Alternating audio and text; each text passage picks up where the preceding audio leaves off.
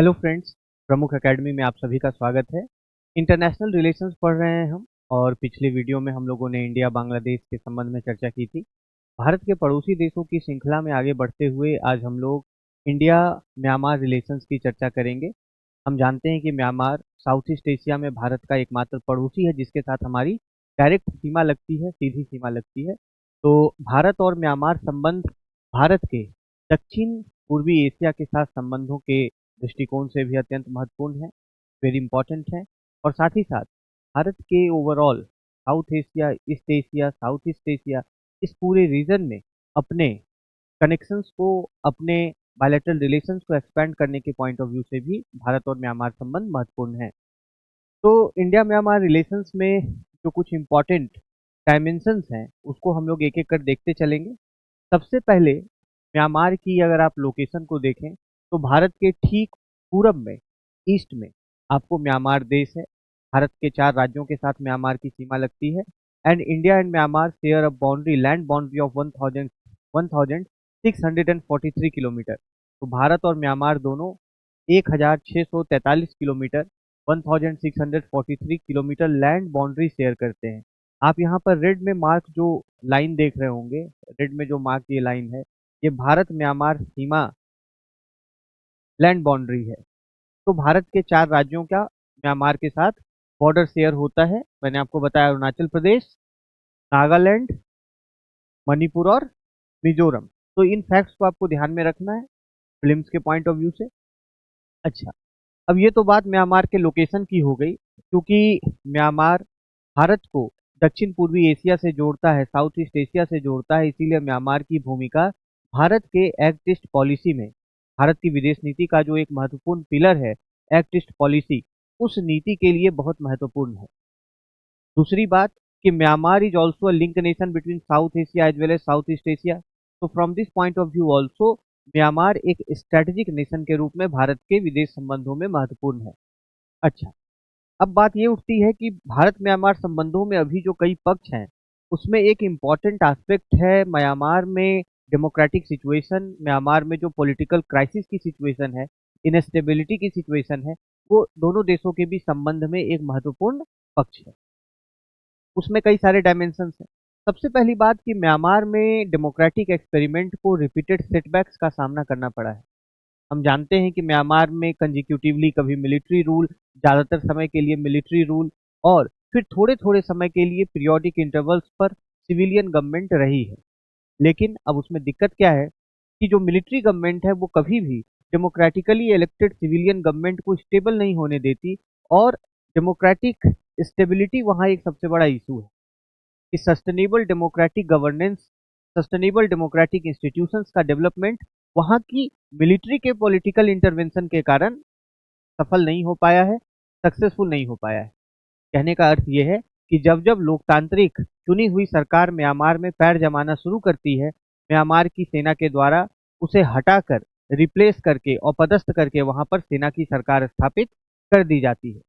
तो इससे क्या होता है कि इससे लोकतांत्रिक सरकारों का इस्टेब्लिश हो पाना मुश्किल हो जाता है, डेमोक्रेटिक इंस्टीट्यूशंस ग्रो नहीं कर पाते, लोगों का भरोसा एक डेमोक्रेटिक सिस्टम से उठ जाता है, डिस्प्लेस हो जाता है, और अल्टीमेटली लॉन्ग टर्म गवर्नेंस की प्रॉब्लम और क्राइसिस पैदा होती है। अब भारत की विदेश नीति के यदि दृष्टिकोण से बात करें तो एक ऐसा पॉलिटिकल सिचुएशन किसी भी देश के लिए, भारत के लिए भी, किसी तीसरे देश के साथ बायलैटरल रिलेशन स्टैब्लिश करने में कठिनाइयां पैदा करता है। क्योंकि सरकारें हर बार बदल रही हैं, आपको पता नहीं कि पावर पावर एक्चुअली किसके हाथ में है। ऐसे सिचुएशंस में मल्टीपल पावर सेंटर भी इमर्ज कर जाते हैं। अभी हमने देखा कि 2021 में म्यांमार की सेना, जिसे टाटमाडाओ भी कहते हैं, म्यांमार की सेना को टाटमाडाओ भी कहते हैं। तो टाटमाडाओ ने क्या किया कि 2021 में जो democratically elected national league for democracy की सरकार थी, आंग सान सूची के नेतृत्व में, under the leadership of Aung San Suu Kyi, who is also a Nobel peace prize laureate, तो उनकी सरकार का तख्ता पलट करते हुए, कू करते हुए, मिलिट्री टेक ओवर करते हुए 2021 में म्यांमार की सेना, उसने सरकार की सत्ता हथिया ली। तो by this coup, by this take down of the government, again the military junta came into power. Military junta, not the जनता, जिसे हम हिंदी में जनता कहते हैं, वो जनता नहीं, the military junta. Military junta means the military government. The military government came into power in 2021 and since then the military has been trying to hold on to power. और तब से जो म्यांमार की सेना है वो सत्ता में अपने कब्जे को बनाए रखना चाहती है और उसी का प्रयास कर रही है। तो इस तरीके से जो एक रिपीटेड सेटबैक्स हैं डेमोक्रेसी को लेकर, वो भारत के लिए भी चुनौती पैदा करते हैं म्यांमार के साथ एक कंटिन्यूअस बायलैटरल रिलेशनशिप को डेवलप करने में, और अल्टीमेटली पावर किसके हाथ में है इसका अंदाजा लगाने में। लॉन्ग टर्म जो हमारे वहाँ पर इंफ्रास्ट्रक्चर प्रोजेक्ट्स हैं, जो हम कई मेजर प्रोजेक्ट्स म्यांमार के साथ अंडरटेक कर रहे हैं, ज्वाइंटली डेवलप कर रहे हैं, उसको भी चुनौती आती है ना। तो ये सभी समस्याएं, रिपीटेड जो वहाँ पर पॉलिटिकल सेटबैक्स हैं, उसके कारण भारत को बायलैटरल रिलेशंस में फेस करना पड़ता है। अच्छा, दूसरी बात ये है कि ऐसा नहीं 2021 के बाद जब वहाँ की सेना ने सरकार पर कब्जा कर लिया, सत्ता हथियार ली, तो उसको प्रोटेस्ट नहीं किया जा रहा। कई तरीके से वहां पर लोग प्रोटेस्ट कर रहे हैं। सिविल डिसोबीडियंस प्रोटेस्ट चल रहा है, नागरिकों का विद्रोह चल रहा है। जो एथनिक मिलिटेंट ग्रुप्स हैं वो armed protest, armed resistance offer कर रहे हैं। They are also putting a violent restraint to the Myanmar military. तो जो आर्म्ड मिलिशिया है, आर्म्ड रेबल ग्रुप्स हैं, वो भी म्यांमार की सेना की सरकार का विद्रोह कर रहे हैं। उसके साथ कई अंडरग्राउंड शैडो पैरेलल गवर्नमेंट्स लोग चला रहे हैं, जिससे कि वो म्यांमार की सेना की सरकार की लेजिटिमेसी को क्वेश्चन करें, उसके ऊपर एक रेसिस्टेंस पुट करें। और इसके जवाब में जो म्यांमार की सेना है, that is the Myanmarese army military, that is by violent force suppressing the opposition to its rule. वो अपने शासन के प्रति जो विरोध हो रहा है उसको सप्रेस करने के लिए वायलेंट फोर्स का इस्तेमाल कर रही है। जैसे कि आपको मास शूटिंग्स की खबरें आती हैं, इनडिस्क्रिमिनेट अरेस्ट की, आर्बिट्ररी अरेस्ट की खबरें आती हैं, arrest of journalist, arrest of academics, arrest of civilians, the civil society. तो इस तरीके से अगर हम देखा जाए, आंकड़ों की बात करें, तो लगभग 4000 लोग 2021 से लेकर अभी तक प्रोटेस्टर्स, उनकी मृत्यु मिलिट्री के द्वारा क्रैकडाउन में अभी तक म्यांमार में हो चुकी है, और हजारों लोग अरेस्ट किए जा चुके हैं। तो ये जो स्ट्रॉन्ग क्रैकडाउन है प्रोटेस्ट के ऊपर, ये भी म्यांमार की मिलिट्री गवर्नमेंट के क्रेडिबिलिटी और लेजिटिमेसी के ऊपर, उनकी विश्वसनीयता के ऊपर और उनकी लेजिटिमेसी के ऊपर एक क्वेश्चन रेज करता है, और भारत के लिए भी समस्या पैदा करता है। क्यों? क्योंकि वहां पर फिर इस तरीके से, आपको हम जानते हैं हमारे बॉर्डर एरिया सेंसिटिव हैं, आगे हम विस्तार से पढ़ेंगे, तो बॉर्डर एरियाज में प्रॉब्लम अराइज होती है, क्योंकि उस प्रकार का कोई एक स्ट्रॉन्ग सेंट्रल एडमिनिस्ट्रेशन नहीं है। भारत के विशेषकर यदि आप बॉर्डर एरियाज में देखें, तो बॉर्डर एरियाज पे कंट्रोल वहां अभी रेबल ग्रुप्स का है। बॉर्डर एरिया जो कि म्यांमार के ईस्टर्न स्टेट्स हैं, जैसे जैसे कि चीन, अचीन, रखाइन स्टेट्स, इन सभी एरियाज में आपको जो एथनिक मिलिशिया है, आर्म्ड ग्रुप्स हैं, उनकी म्यांमार की सेना के साथ आर्म्ड स्ट्रगल चल रही है। तो बॉर्डर एरियाज के ऊपर आपको आर्म्ड जो एथनिक ग्रुप्स हैं उनका कंट्रोल ज्यादा है। तो भारत के लिए ये दिक्कत हो जाती है कि इस तरीके के सिचुएशन में एक फिर ज्वाइंट बॉर्डर सिक्योरिटी को मैनेज कर पाना, मेंटेन कर पाना मुश्किल हो जाता है। तीसरी बात यह है कि जो रेसिस्टेंस टू जनता रूल है, that is coming from various sections of society, as I told you, from multiple areas. कई अलग अलग जगहों से उसको रेसिस्टेंस का सामना करना पड़ रहा है, और इस रेसिस्टेंस का अंतर्राष्ट्रीय स्तर पे भी कंडमेशन हुआ है। United states has also condemned the crackdown of protesters by the military government. तो यूनाइटेड नेशंस और दूसरे जो इंटरनेशनल ह्यूमन राइट्स ग्रुप है, उन्होंने भी इसको कंडेम किया है।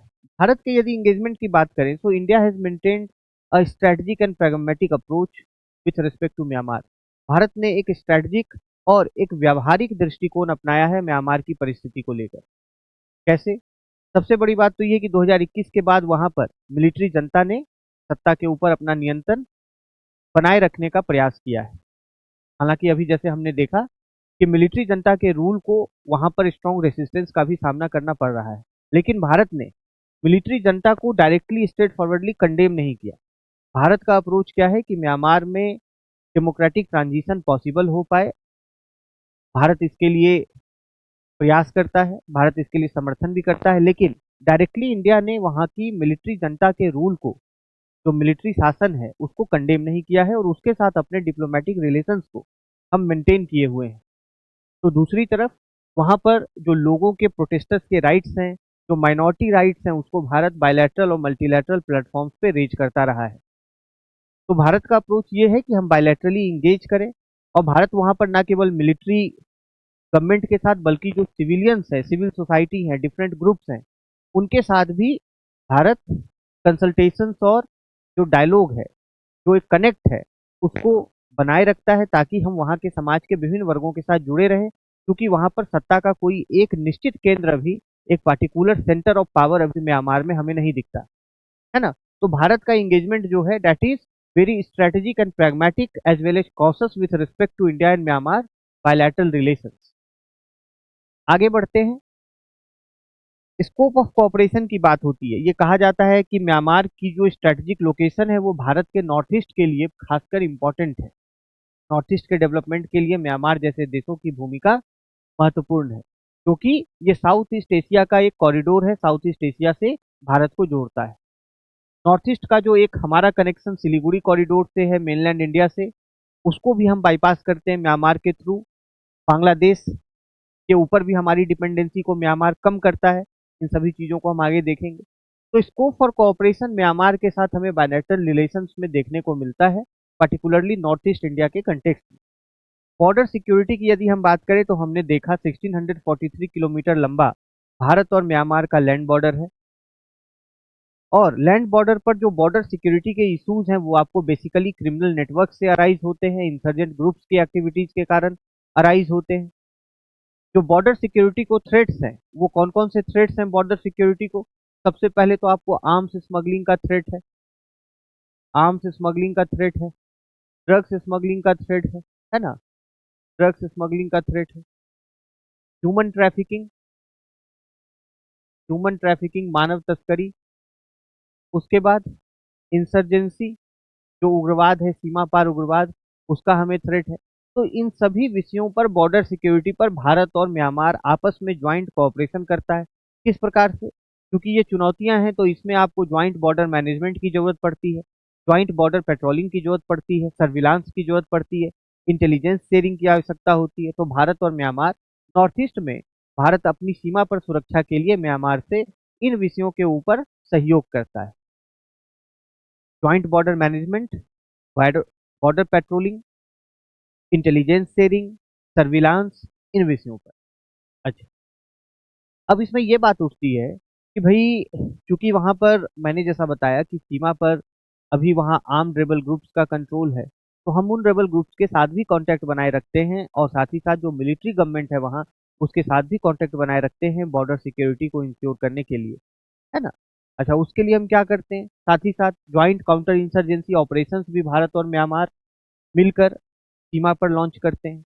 विशेषकर जो नागा इंसर्जेंट्स का, जो नागा उग्रवाद का मुद्दा है, जो आपको असम में स्थित उल्फा उग्रवाद का मुद्दा है ना, तो नागा, असमीज, ये सब इंसर्जेंसी जो कि आपको एक समय में म्यांमार में उन्हें सेफ हेवन्स मिलता था, वहां पर उन्हें सुरक्षित वैसे स्थान मिलते थे जहां की वो anti India insurgency operation conduct कर पाते थे, वैसे आपको लॉन्च पैड्स को, वैसे आपको सेफ हेवन्स भारत और म्यांमार ने आपस में ज्वाइंट काउंटर इंसर्जेंसी ऑपरेशन करके एक तरीके से न्यूट्रलाइज कर दिया है, उसको डिस्ट्रक्ट कर दिया है। इसका एग्जाम्पल आपको देखने को मिलता है ऑपरेशन सनराइज में। ऑपरेशन सनराइज 2019 में भारत और म्यांमार ने मिलकर cross border insurgency operation conduct किया था 2019 में, जिसमें कि आपको पार्टिकुलरली इंसर्जेंट कैंप्स को टारगेट किया गया था। तो इस तरीके से ज्वाइंट काउंटर इंसर्जेंसी ऑपरेशन के जरिए दोनों देश नॉर्थ ईस्ट में सहयोग करते हैं। इंफ्रास्ट्रक्चर प्रोजेक्ट्स की हम बात करें, हम जानते हैं कि भारत और म्यांमार के बीच आपको कनेक्टिविटी प्रोजेक्ट्स जैसे कि Kaladan multi modal transit transport project हो गया, India Myanmar Thailand trilateral highway है। इस प्रकार से बायलैटरल कनेक्टिविटी के और ट्राइलैटरल कनेक्टिविटी के कई प्रोजेक्ट्स चलाए जा रहे हैं। इसका उद्देश्य ये होता है कि नॉर्थ ईस्ट एरिया की, जो नॉर्थ ईस्टर्न स्टेट्स की जो इकोनॉमिक आइसोलेशन है उसको रोकना, उसको समाप्त करना, कनेक्टिविटी बढ़ाना, पीपल टू पीपल कनेक्ट को बूस्ट करना, ट्रेड और टूरिज्म को बढ़ावा देना, हम जानते हैं कि नॉर्थ ईस्ट में टूरिज्म का काफी पोटेंशियल है। भारत का जो आपको उत्तर पूर्वी हिस्सा है ना।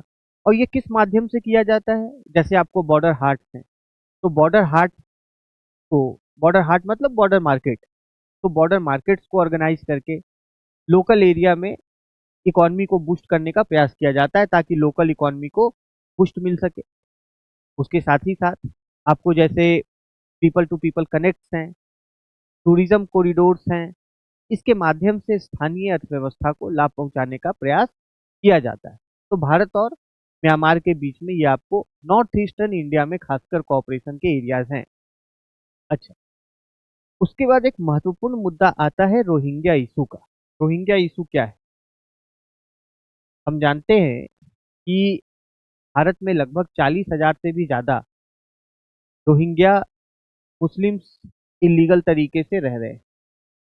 And these Rohingyas we know that they are native to the Rakhine state of Myanmar. और रखाइन स्टेट जो है ये म्यांमार के आपको ईस्टर्न पार्ट में पड़ता है। ये आपको यहाँ मैप में आप देख सकते हैं कि जो रखाइन स्टेट है ये कहाँ पड़ता है, आपको म्यांमार के ईस्टर्न पार्ट में पड़ता है, पार्टिकुलरली कहें तो साउथ ईस्टर्न पार्ट में पड़ता है। अब चूंकि यहाँ पर जो रोहिंग्या मुस्लिम्स का नेटिव प्लेस है इस रखाइन स्टेट में, तो उनके अगेंस्ट म्यांमार आर्मी और वहां पर जो मेजोरिटेरियन ग्रुप्स हैं उनके द्वारा टारगेटेड अटैक्स रोहिंग्या मुस्लिम्स पर किए जाते रहे समय समय पर। उसके मल्टीपल रीजंस हो सकते हैं, hyper nationalism, ultra nationalism, religious majoritarianism. तो माइनॉरिटीज को यहाँ पर टारगेट करके, और चूंकि वेव्स ऑफ अटैक हुए तो रोहिंग्याज वेव्स में सबसे पहले कहाँ, तो बांग्लादेश। वो यहाँ से फ्ली होकर कहाँ पहुंचते हैं, कॉक्सिस बाजार जैसे इलाके में, जो कि एक तरीके से कहा जाता है दुनिया का सबसे बड़ा रिफ्यूजी कैंप आपको कॉक्सिस बाजार बांग्लादेश में है, जहां कई लाखों की संख्या में म्यांमार से फ्ली करके जो रोहिंग्या पहुंचते हैं बांग्लादेश, वो उन कैंप्स में ठहरते हैं। अब यहाँ से देखिए कि कॉक्सिस बाजार जब ये बांग्लादेश पहुंचते हैं, उसके बाद फिर ये बेटर अपॉर्चुनिटीज के लिए भारत में इलीगली इंटर कर जाते हैं, इंडिया में इलीगली इंटर कर जाते हैं, या बांग्लादेश के ही रास्ते भारत के अन्य राज्यों में, जैसे आपको वेस्ट बंगाल हो गया, असम हो गया, कई अन्य दूर दूर के भी शहरों में जैसे दिल्ली, बम्बई, जम्मू और कश्मीर तक में जाकर, साउथ इंडिया में जाकर ये डिस्पर्स हो जाते हैं। तो पूरे भारत में यदि देखा जाए तो लगभग 40,000 से भी ज्यादा रोहिंग्या इलीगली अनडॉक्यूमेंटेड तरीके से रह रहे हैं।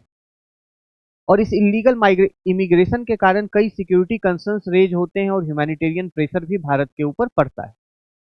सिक्योरिटी कंसर्न कैसे रेज होते हैं? अब देखिए, चूंकि सबसे पहले तो ये इलीगल इमिग्रेशन का क्वेश्चन है, तो यानी ये लीगल माइग्रेशन का वायलेशन है। भारत में जो लीगल माइग्रेशन के लिए लॉज हैं, प्रोविजन है, उसका वायलेशन, ये अपने आप में एक क्राइम है, किसी भी देश में इलीगली इंटर करना, पहली बात। दूसरी चीज की जो भारत सरकार के सिक्योरिटी कंसर्न्स हैं, they are related to radicalisation of these refugees, कि इनका धार्मिक स्तर पर रेडिकलाइजेशन हो सकता है और फिर उस रेडिकलाइजेशन के कारण टेररिज्म का रिस्क और थ्रेट भारत के लिए पैदा हो सकता है, पहली बात। दूसरी चीज है कि ऐसे जो रिफ्यूजीज हैं वो क्रिमिनल एक्टिविटीज में इन्वॉल्व हो सकते हैं। तीसरी बात कि इससे सोशल अनरेस्ट भी पैदा होता है, जहां पर ये पहुंचते हैं वहां पर एडमिनिस्ट्रेटिव रिसोर्सेज के ऊपर भी दबाव पड़ता है, और साथ ही साथ स्थानीय लोगों के भी मन में सुरक्षा का और डेमोग्राफिक चेंज का खतरा पैदा होता है। विशेषकर यदि आप north eastern states like Assam को देखें तो वहां पर ये डेमोग्राफिक चेंजेस को लेकर राजनीति बहुत ज्यादा पोलराइज्ड हो चुकी है। तो ये सभी सिक्योरिटी कंसर्न्स हैं। साथ ही साथ इसमें ह्यूमैनिटेरियन प्रेशर भी पड़ता है, क्योंकि रिफ्यूजीज कहीं से यदि वो शरण के, वो रिफ्यूज के लिए आते हैं, कहीं पर आश्रय के लिए आते हैं, if refugees they flee from a situation of distress और कंफ्लिक्ट और क्राइसिस, तो it is international norm and principle, ये अंतर्राष्ट्रीय सिद्धांत है कि आप शरणार्थियों को वापस धकेल नहीं सकते, वापस भेज नहीं सकते। प्रिंसिपल ऑफ नॉन रिफॉल्मेंट कहते हैं उसे, क्या कहते हैं, principle of non refoulement, principle of non refoulement. इसका ये अर्थ होता है अंतर्राष्ट्रीय कानूनों में जो रिफ्यूजीज से डील करते हैं कि किसी भी स्थान से यदि डिस्ट्रेस के कारण, लाइफ थ्रेटेंड होने के कारण, इंडेंजर्ड होने के कारण, टारगेटेड वायलेंस का शिकार होने के कारण, या किसी अन्य कारण से कोई व्यक्ति अपने जीवन की सुरक्षा के लिए कहीं दूसरे जगह माइग्रेट करता है, अगर वो रिफ्यूज मांगता है, तो उसको फिर वापस नहीं भेजा जा सकता जब तक कि वहाँ स्थितियाँ सामान्य ना हो जाएँ, पीसफुल ना हो जाए। तो ये इंटरनेशनल प्रिंसिपल है नॉन रिफॉलमेंट का। क्यों? क्योंकि किसी व्यक्ति के जीवन को दोबारा संकट में नहीं डाला जा सकता यदि वो संकट की स्थिति से भाग कर आया है, बच कर आया है। अच्छा, दूसरी चीज कि जब ये रिफ्यूजीज भारत आते हैं तो स्वाभाविक सी बात है कि वो पुअर कंडीशंस में रहते हैं, कहीं स्लम्स में रहते हैं, पुलिस से, सिक्योरिटी फोर्सेस से छिप छिपा कर रहते हैं। उन्हें सरकारी कार्यक्रमों का लाभ नहीं मिल पाता। जो बेसिक नेसेसिटीज हैं, जैसे कि पानी, बिजली, शिक्षा, स्वास्थ्य, एजुकेशन, हेल्थ, इन सभी से वो और उनके बच्चे वंचित रह जाते हैं। तो वो पुअर लिविंग कंडीशंस में रहते हैं और इसके कारण ऑब्वियसली ह्यूमैनिटेरियन क्राइसिस पैदा होती है। दूसरी बात यह है कि कुछ एथिकल प्रिंसिपल्स ऐसे हैं, जैसे compassion for those in distress and danger. अगर कोई व्यक्ति संकट में है, अगर कोई व्यक्ति कठिनाई का सामना कर रहा है, यदि उसका जीवन असुरक्षित है, तो वैसे व्यक्तियों के प्रति करुणा का भाव रखना एक नैतिक मूल्य है, एक एथिकल प्रिंसिपल है। तो ये सभी ह्यूमैनिटेरियन कंसर्न पैदा होते हैं और साथ ही साथ भारत पर अंतर्राष्ट्रीय दबाव भी पड़ता है इन रिफ्यूजीज के ह्यूमन ट्रीटमेंट के लिए कि हम इनके साथ मानवीय तरीके से व्यवहार करें, इनके साथ हम अमानवीय व्यवहार ना करें। जो ह्यूमन राइट्स ग्रुप्स हैं उनका भी प्रेशर पड़ता है। तो ये सभी एक परिस्थिति पैदा होती है और ये जो रिफ्यूजीज का इन्फ्लक्स है, क्योंकि हमने बात की म्यांमार में जो पॉलिटिकल डेमोक्रेटिक एक्सपेरिमेंट है उसे मल्टीपल सेटबैक का सामना करना पड़ा है। उसके कारण क्या होता है कि जब भी रखाइन स्टेट में या अन्य कहीं पर भी रिलीजियस माइनॉरिटीज के ऊपर अटैक्स बढ़ते हैं, टारगेटेड वायलेंस बढ़ता है और ये वेव्स में होता है, तो वो भी वेव्स में रिफ्यूजी इन्फ्लक्स आपको बांग्लादेश और बांग्लादेश के रास्ते भारत में वो प्रवेश कर जाते हैं, इंटर कर जाते हैं। तो ये रिफ्यूजी इन्फ्लक्स हमेशा एक कांस्टेंट भारत और म्यांमार के बीच बायलैटरल रिलेशंस के लिए चैलेंज पैदा करता है, क्योंकि कोई एक बार की घटना तो है नहीं, लगातार इस प्रकार की घटनाएं होती रहती हैं। और अभी आप देखेंगे कि इसी रिफ्यूजी इन्फ्लक्स को काउंटर करने के लिए और रोहिंग्या मुस्लिम्स के इलीगल इमिग्रेशन को काउंटर करने के लिए भारत सरकार ने, मिनिस्ट्री ऑफ होम अफेयर्स ने स्टेट गवर्नमेंट्स को डायरेक्शन दिया कि आप इन्हें जो है डिटेक्ट कीजिए, डिटेन करके इनको वापस डिपोर्ट कीजिए, particularly after the April 2025 Pahalgam terror attack, जिसमें कि ये संभावना बढ़ी कि हमें सिक्योरिटी रिस्क इलीगल इमिग्रेंट से हो सकता है। तो फिर लगभग यदि हम बात करें तो 500 से भी अधिक इलीगल जो रोहिंग्या रिफ्यूजीज थे उन्हें वापस म्यांमार में भेजा गया। हालांकि वो कंट्रोवर्शियल भी रहा, कई बार ऐसा भी हुआ कि जो वेस्ट बंगाल से आपको माइग्रेंट लेबरर्स थे जो जिनके पास प्रॉपर डॉक्यूमेंट्स नहीं थे, उन्हें भी सस्पिशन में बांग्लादेश की सीमा में ढकेल दिया गया और फिर उनमें से कुछ को तो भारत ने वापस भी स्वीकार किया जब उनकी इंडियन सिटीजनशिप प्रूव हुई बाद में। तो ये कंट्रोवर्सी अराइज हुई जहां पर कि आपको बंगाली बोलने वाले जो पश्चिम बंगाल के माइग्रेंट वर्कर्स थे उन्हें पुलिस ने अलग अलग शहरों में डिटेन करके वापस बांग्लादेश में ढकेल दिया। तो ये कंट्रोवर्सी। अच्छा, दूसरी बात ये हुई कि म्यांमार ने ये कहा कि इस तरीके से फोर्सिबल पुशिंग के द्वारा, जिसमें कि आप सीमा पर लोगों को खड़ा करके एक जो प्रोटोकॉल होता है रिपोर्ट करने का, उस प्रोटोकॉल को फॉलो ना करके आप उनको फोर्सिबली फिजिकली पुश कर दे रहे हैं सीमा के उस पार। तो म्यांमार ने ये कंसर्न रेज किया कि ये इंटरनेशनल डिपोर्टेशन लॉज का प्रोविजंस का वायलेशन है। तो ये कंट्रोवर्सी उसमें सामने आई। अब बॉर्डर सिक्योरिटी को लेकर यदि हम बात करें तो सबसे पहले जो थ्रेट होता है इलीगल इमिग्रेशन का वो कहाँ से होता है? बॉर्डर से होता है। क्यों? हम जानते हैं कि भारत और म्यांमार की जो सीमा है, तो भारत और म्यांमार की सीमा विशेषकर ये पोरस बॉर्डर है। पोरस बॉर्डर मतलब कई जगहों पर आपको क्रॉसिंग इलीगली की जाती है, की जा सकती है, इलीगल क्रॉसिंग्स है। और चूंकि पोरस बॉर्डर है, डिफिकल्ट टेराइन है ना, माउंटेनस नेचर है टेराइन का, तो वैसी स्थिति में आपको बॉर्डर सिक्योरिटी के लिए सर्विलांस को मजबूत करना और जरूरी हो जाता है। तो इलीगल इमिग्रेशन में सबसे पहला जो हमें अगर एक सॉल्यूशन सामने आता है तो बॉर्डर सिक्योरिटी का है, क्योंकि प्रवेश वो लैंड बाउंड्री के जरिए करते हैं, लैंड बॉर्डर के जरिए। तो यदि हम बॉर्डर पर जो बॉर्डर मैनेजमेंट है, बॉर्डर पेट्रोलिंग है, बॉर्डर सर्विलांस है, उसे यदि हम मजबूत रखते हैं तो फिर हम इलीगल इमिग्रेशन को वहीं पर रोक पाने में ज़्यादा सफल होंगे। इसका क्या उपाय किया जाए? क्या लोगों को ऐसे पकड़ के सीमा पर ढकेल दिया जाए बांग्लादेश में? क्योंकि जैसा मैंने कहा इंटरनेशनल कंसर्न्स रेज होते हैं, क्योंकि ये डिपोर्टेशन का प्रॉपर प्रोविजन नहीं है। तो इसमें क्या किया जा सकता है? सस्टेनेबल मेजर ये है कि वहाँ की सरकारों के साथ बात करके, या जो भी इसमें स्टेक होल्डर्स हैं इंक्लूडिंग बांग्लादेश, तो उसमें सस्टेनेबल सॉल्यूशन निकालने का प्रयास किया जाना चाहिए। सबसे पहली बात की जो टारगेटेड अटैक्स है माइनॉरिटीज के ऊपर म्यांमार में, उसके ऊपर तत्काल रोक लगनी चाहिए, ताकि उससे क्षेत्र के अन्य देशों में रिफ्यूजी क्राइसिस पैदा ना हो, क्योंकि वो स्पिल ओवर होकर बांग्लादेश, बांग्लादेश से भारत और फिर अन्य भारत के राज्यों में वो पहुंच जाते हैं। तो पहली बात तो ये। दूसरी बात कि हमें बॉर्डर सिक्योरिटी के ऊपर ध्यान देना होगा।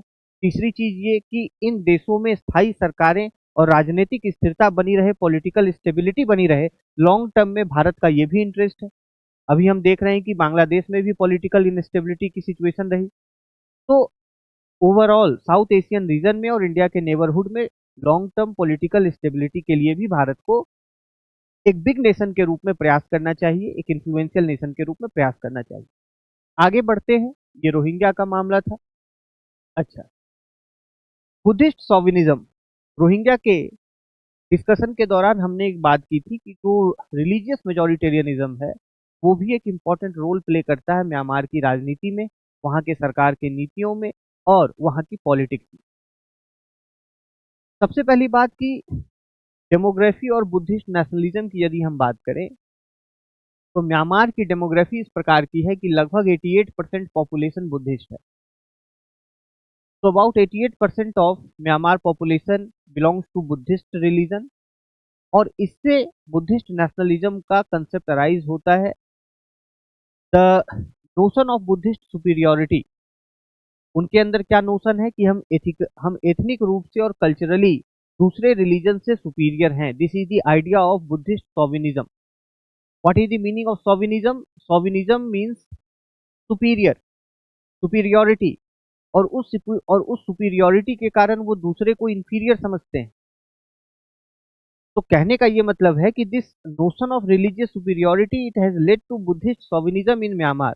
88% ऑफ पॉपुलेशन इज बुद्धिस्ट, और ये जो एटीट्यूड है ये आपको मतलब ये एक सोशल एटीट्यूड की तरफ फिर परपेट्रेट कर जाता है, सोशल एटीट्यूड की तरह ये फैल जाता है।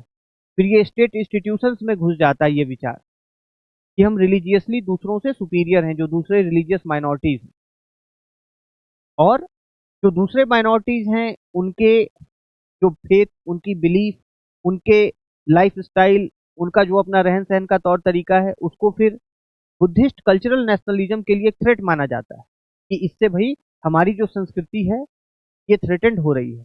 तो इस प्रकार का जो विचार है बुद्धिस्ट नेशनलिज्म का, it has led to rise in Buddhist chauvinism. And how does it manifest, किस तरीके से ये व्यक्त होता है? जैसे मैंने आपको बताया कि स्टेट इंस्टीट्यूशंस में फिर इसी प्रकार से एक मानसिकता बन जाती है। और ये जो बुद्धिस्ट सोविनिज्म है, तो ये कई आपको अ, अगर आप अर्ली 2000 से देखें, तो particularly Buddhist Monks and religious institutions, उन लोगों ने इस प्रकार की विचारों को और हवा दी। जैसे 969 मूवमेंट, माँ बा था मूवमेंट, अगर आप बुद्धिस्ट सोविनिज्म की बात करें तो म्यांमार में 969 मूवमेंट, माँ बा था मूवमेंट, ये सभी जो मूवमेंट थे उन्होंने बुद्धिस्ट नेशनलिज्म को स्ट्रेंथन करने का काम किया, और जो माइनॉरिटीज थी उनको कम्युनली टारगेट करने का प्रयास किया, जो कि आपको बाद में फिर स्टेट की भी पॉलिसीज में देखने को मिलता है। क्योंकि ये मेजोरिटी में है तो स्टेट इंस्टीट्यूशंस में भी इनकी मेजोरिटी है। ओके, तो particularly these type of movements and sentiments they have led to communal tensions। इसके कारण क्या होता है कि विभिन्न कम्युनिटीज में टेंशन बढ़ जाती है, वायलेंस बढ़ जाता है, टारगेटेड अटैक्स होने लगते हैं रिलीजियस माइनॉरिटीज पर। ऐसे कानून सरकार के द्वारा बनाए जाने लगते हैं जो कि रिलीजियस माइनॉरिटीज को टारगेट करते हैं। तो ये सभी बातें आपको बुद्धिस्ट सोविनिज्म के आइडिया से फ्लो होती हैं। भारत का इसको लेकर अप्रोच क्या रहा है? भारत ने कभी भी डायरेक्ट इंटरवेंशन नहीं किया म्यांमार की सॉवरेनिटी को रेस्पेक्ट करते हुए, और ये ठीक बात भी नहीं है कि आप पड़ोसी के मामलों में सीधा हस्तक्षेप करें, ये उनका अपना आंतरिक मामला है। लेकिन भारत ने हमेशा, जैसा मैंने आपको पहले भी बताया, कि माइनॉरिटी राइट्स को लेकर बायलैटरल और मल्टीलैटरल प्लेटफॉर्म्स पर कंसर्न्स रेज किए हैं, और हमेशा इंटर कम्युनिटी डायलॉग को सपोर्ट किया है, प्रमोट करने का प्रयास किया है। Inter community dialogue, interfaith dialogue, inter religious tolerance, इन विषयों पे भारत का समर्थन हमेशा से रहा है। तो भारत का अप्रोच क्या रहा है कि India's engagement with the civil society of Myanmar multiple groups. Bharat में भी बुद्धिस्ट पॉपुलेशन है, and we know that India is the birth place of Buddhism, if not the birth place of Buddha, birth place of Buddha is in Nepal. तो भारत बुद्ध धर्म की जननी है। Due to this number of Buddhist followers are in India, number of Buddhist tourist they come to India. तो ये हमारे लिए भी इम्पोर्टेंट होगा कि इस प्रकार से रिलीजियस मेजोरिटेरियनिज्म के आइडियाज को, अप्रोच को रीजन में डायलॉग के जरिए, inter religious faith community dialogue के जरिए कम करने का प्रयास किया जाए, ताकि एक रीजनल स्टेबिलिटी बनी रहे और जो माइनॉरिटीज के राइट्स हैं वो सिक्योर हो सके, माइनॉरिटीज का जीवन सुरक्षित हो सके। अच्छा, अब हम आगे बढ़ते हैं। भारत और म्यांमार के बीच में जो मेजर प्रोजेक्ट्स हैं, हम यदि उसकी बात करें, क्योंकि दोनों देश कनेक्टिविटी के जरिए अपने संबंधों को मजबूत करने का प्रयास कर रहे हैं, और इसमें जो सबसे इम्पोर्टेंट दो प्रोजेक्ट है वो आपको Kaladan multi modal transit transport project और दूसरा India Myanmar Thailand trilateral highway. तो सबसे पहले तो हम इसमें आपको कालादान की बात करेंगे। तो Kaladan, if you can see here, it is a multi modal transit transport project. Multi modal का क्या मतलब हुआ? ये ट्रांसपोर्ट के कई मोड्स का इस्तेमाल करता है। जैसे भारत के ये कोलकाता पोर्ट को किससे जोड़ता है? सितवे पोर्ट से जोड़ता है। सितवे पोर्ट आपको म्यांमार के उसी रखाइन स्टेट में है जो कि रोहिंग्याज का नेटिव स्टेट है।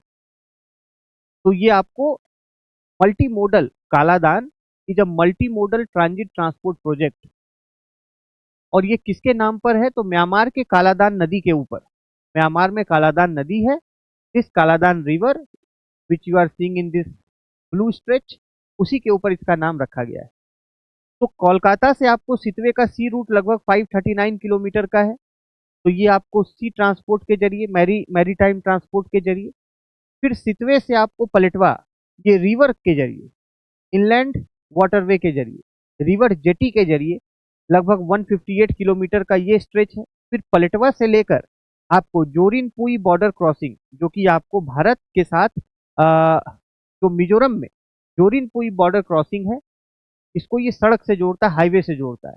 फिर जोरिनपुई बॉर्डर क्रॉसिंग को ये आइजॉल से जोड़ता है, जो कि मिजोरम की राजधानी है भारत के नॉर्थ ईस्ट में। लगभग 100 किलोमीटर का ये हाईवे प्रोजेक्ट है। तो इसमें देख लीजिए सी रूट, उसके बाद रिवर रूट के बाद हाईवे। तो चूंकि ये मल्टीपल मोड्स ऑफ ट्रांसपोर्ट के जरिए प्रोजेक्ट कंप्लीट होता है, इसीलिए इसे multi modal transit and transport project कहा जाता है। ट्रांजिट मतलब एक जगह से दूसरी जगह आने जाने के लिए, और ट्रांसपोर्ट का मतलब जिसमें कि गुड्स पैसेंजर्स दोनों को हम कैरी कर सकते हैं। अच्छा, अब इसका फायदा क्या होगा? आप ये देखिए कि भारत का जो अपने नॉर्थ ईस्ट तक एक्सेस है वो इस सिलीगुड़ी कॉरिडोर से ही है, इस 22 kilometre narrow chicken neck corridor. तो भारत को जब अपने नॉर्थ ईस्ट पहुंचना होता है तो एक रास्ता ये है कि वो सिलीगुड़ी कॉरिडोर के जरिए होके पहुंचे। दूसरा ये है कि वो बांग्लादेश के रास्ते नॉर्थ ईस्ट पहुंचे। अभी हम देख रहे हैं कि जो बांग्लादेश में सरकार है, उसके जो चीफ एडवाइजर है गवर्नमेंट के, मोहम्मद यूनुस, उन्होंने एंटी इंडिया और नॉर्थ ईस्ट को लेकर सेंसिटिव स्टेटमेंट्स दिए चाइना में जाकर। जब वो 2025 में, मार्च 2025 में चाइना गए तो उन्होंने भारत के नॉर्थ ईस्ट को लैंडलॉक्ड कह के रेफर किया। तो भारत का इससे कंसर्न बढ़ा है ना? तो हमें अब अल्टरनेटिव रूट्स जब साउथ ईस्ट एशिया का हम ढूंढते हैं, तो म्यांमार के जरिए साउथ ईस्ट एशिया का या फिर अपने नॉर्थ ईस्ट का, तो हमें म्यांमार एक क्रूशियल लिंक नेशन के रूप में दिखता है।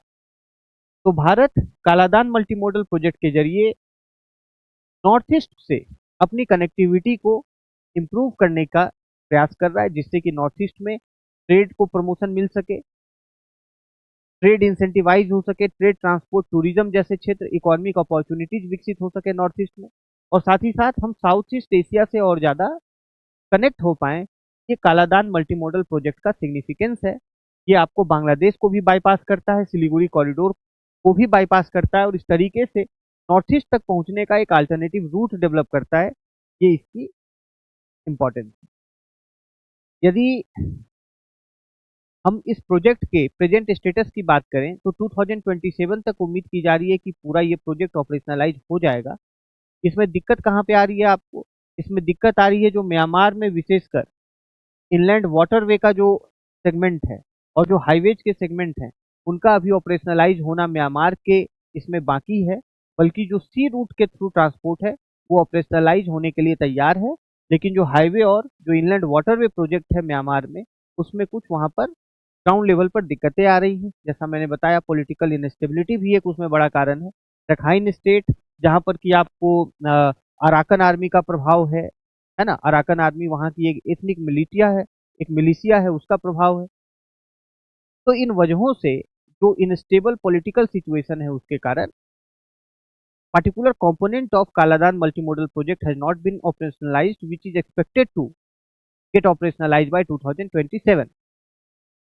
अच्छा, उसके बाद हम आगे बात करते हैं India Myanmar Thailand trilateral highway की। अब ये भी एक क्रूशियल प्रोजेक्ट है किस पॉइंट ऑफ व्यू से, कि यह भारत को सीधे साउथ ईस्ट एशिया से जोड़ता है डायरेक्टली। तो भारत में यदि हम देखें तो मणिपुर का ये स्थान है मोरे, जो कि बॉर्डर क्रॉसिंग है। तो मणिपुर के मोरे को यह आपको म्यांमार में के रास्ते होते हुए थाईलैंड के माय सॉट से जोड़ता है, थाईलैंड के माय सॉट से। तो it is approximately 1300 kilometre long project. It is approximately 1300 kilometre long project. और ये आपको हाईवे कनेक्टिविटी है, ये रोड कनेक्टिविटी के जरिए भारत में नॉर्थ ईस्ट में मणिपुर के मोरे को म्यांमार में आपको पर्टिकुलर इसके नोट्स भी हैं, जैसे मंडले है, नाइपीताओ जो कैपिटल है वहाँ का, और बागो, बागो से फिर ये आपको जो थाईलैंड म्यांमार का बॉर्डर है म्यावाडी मायसॉट, तो मायसॉट से लिंक करता है बाय हाईवे प्रोजेक्ट।